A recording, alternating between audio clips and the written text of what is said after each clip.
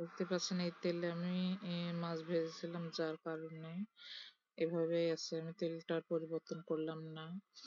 আহ, এই তেলের মধ্যেই আরো কিছু পরিমাণ তেল দিয়ে নিলাম। এবার তাতে পেঁয়াজ মরিচ কুচি দিয়ে একটু নাড়াচাড়া করে নেব। এখন আমি টমেটো দিয়ে পেঁপে ভাজবো। আমি টমেটো এবং পেঁপে গুলো আগেই কেটে ধুয়ে পরিষ্কার করে নিয়েছিলাম।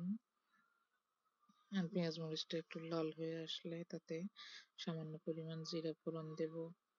আমি পেঁপের উপরেই লবণ এবং হলুদ গুঁড়া দিয়ে রাখছিলাম, দেখতেই পাচ্ছেন। এবার একটু নাড়াচাড়া করে মিশিয়ে দেবো যাতে লবণ হলুদটা পেঁপের সঙ্গে মিশে যায়। নাড়াচাড়া করে ঢাকা দিয়ে দেব।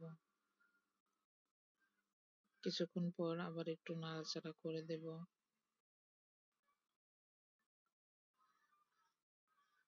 এবার তাতে টুকরো করা টমেটো, 3টা টমেটো দিয়ে দিলাম।